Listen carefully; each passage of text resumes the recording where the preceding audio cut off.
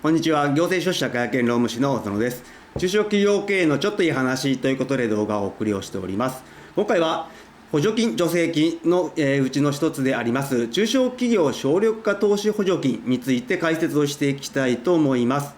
2024年に関しましては、経済産業省でキーワードになるのがですね、省力化、省人化といったところになってきます。新型コロナウイルス感染症が流行したときにはですね、そもそも事業が立ち行かないということで、新しい分野、そして事業の転換といって、あとはまた高付加価値化、そういったところに力を入れてきたわけですけれど、2024年からはですね、かなり方向性が変わってきたということで、他のですね、補助金に関してもそうですけど、ものづくり補助金なんかに関してもオーダーメイド枠なんていうのができて、省力化にかなり力を入れてきた補助金が出てきているといった状況です。その背景にはですね、2023年の倒産件数、過去最高を記録しているといった状況で、2024年に関してはそれを上回るペースで、倒産件数が出ていると。そしてですね、全業種、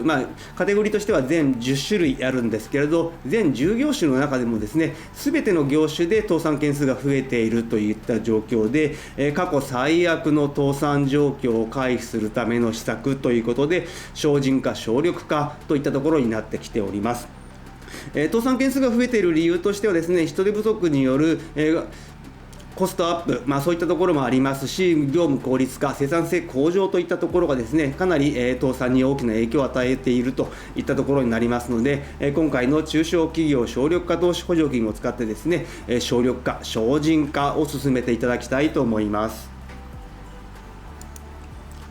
今回の概要ですけれど、過去最悪の倒産状況と対応策ということで、2023年、そして2024年にかけての倒産の推移について見ていきたいと思います。そしてですね、こういった最悪の倒産状況を回避するためにですね、中小企業の省力化投資補助金というのが出ましたので、こちらの方の概要と製品カテゴリー、あとですね、その他に役立つような補助金の話ですとか、一般的には設備投資というとものづくり補助金が多いのかもしれませんけれど、ものづくり補助金はですね、オーダーメイド枠になってきますので、ちょっと使いづらいといったところがあるので、今回の中小企業省力化投資補助金はですね、中小企業には使いやすいのではないのかなというふうに思っております。そして最後に注意点とまとめという形になります。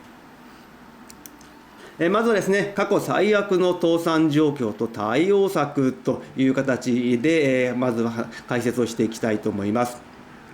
2023年、令和5年の倒産件数ですけれど、こちらですね、31年ぶりの高水準という形で、4年ぶりに8000件台になったといった状況ですね。31年ぶりというと、バブルの崩壊が起きた当初のところになってきますけれど、やはりですね、不景気ですね、そういったところで倒産件数は増えているといった状況ですが、もうそのバブル超えがもう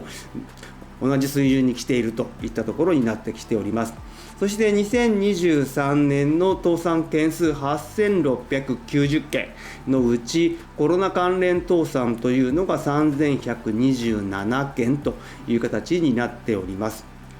そしてですね、2024年はもう1万件の壁の突破がもう目に見えているというふうに言われております。特にですね、2024年はいわゆるコロナでのコロナ融資というのの返済がスタートするといったところになってきております。そして銀行金利もですね、今上がってきているといった状況で、追加融資の方が望めない場合はですね、やはりもう焦げ付きといった形で倒産というところになってくるので、2024年はですね、2023年の8600件を超える勢いで1万件を突破するのではないかと。また2023年の倒産件数に関しては、このカテゴリーで全部で13業あるんですけれど、すべてで前年を上回っているという状況になっているので、どこの業種もですね、厳しい状況が続いているということが伺えるかと思います。そしてこの過去最悪の倒産状況ですけれど、やはりですね、ポイントとしては破産による倒産というのがですね、8年ぶりに高水準。以前はですね、人手不足や後継者不足での廃業といったところがあったんですけど、やはりもうデフォルトといったところで破産が増えてきている。また、注目すべきなのは、資本金1000万円未満の倒産ということで、小型の倒産がですね、かなり増えてきているので、今現状、中小零細企業に関しては非常に厳しい状況になっているのではないかなというふうに思っています。そしてですね、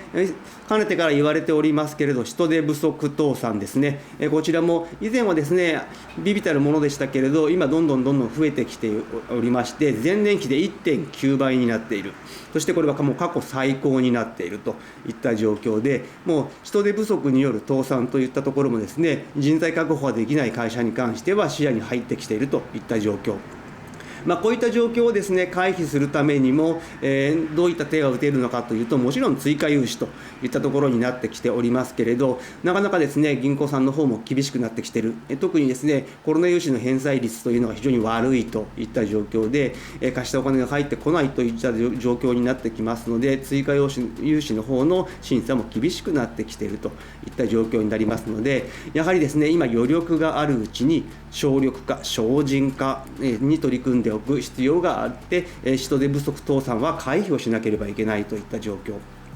そして、省力化、省人化といったところですけれど、こちら、それぞれのキーワード、細かく見ていきますと、省力化に関しては、作業負担を減らしていくといった形になりますので、作業の自動化になってきています。そして、省人化といったところはですね、作業そのものを省略をすると、それによって人件費を削減をする、もしくはそれで浮いた時間を他の工程に回していくといったところの省人化、やはりですね、この省力化、省人化といったところはポイントになってくる。もはやですね、高付加価値化ですとか、販路開拓といっている場合ではなくなってきて、もう足元を見なければいけないという状況になってきているようです。そして今回ご紹介をするのが、中小企業省力化投資補助金といったところになってきております。こちらの内容につきましては、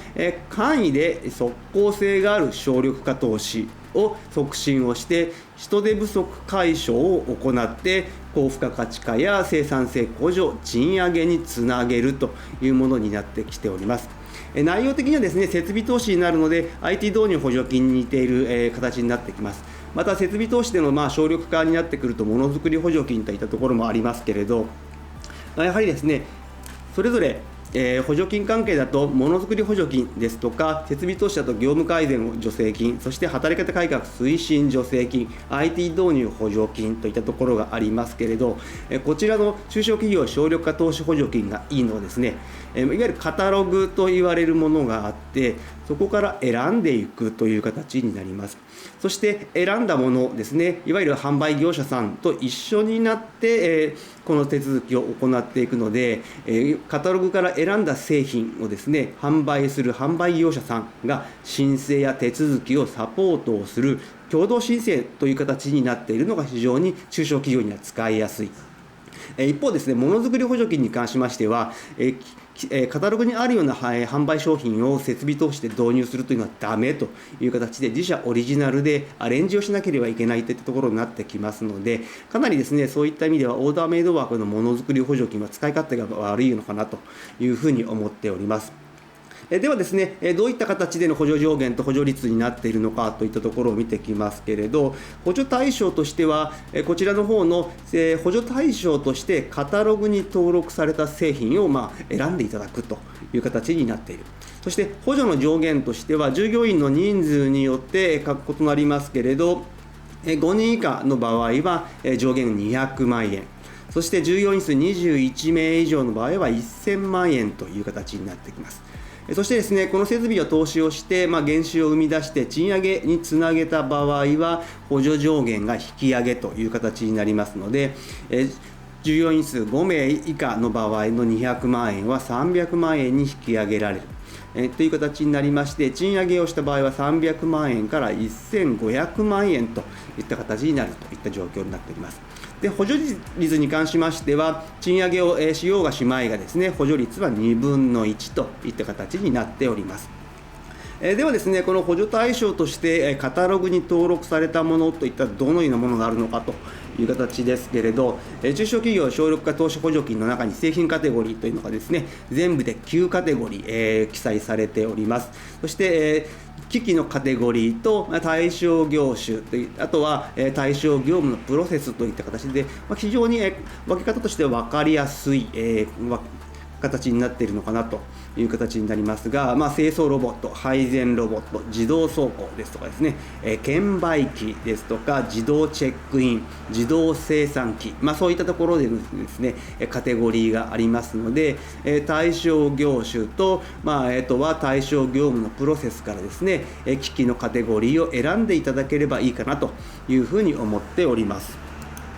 そして最後に注意点とまとめですね、こちらの補助金を使って省力化、省人化をしていくといったところですけれど、やはりですね、最後は人が必要といった形で、自社の採用戦略というのは再度考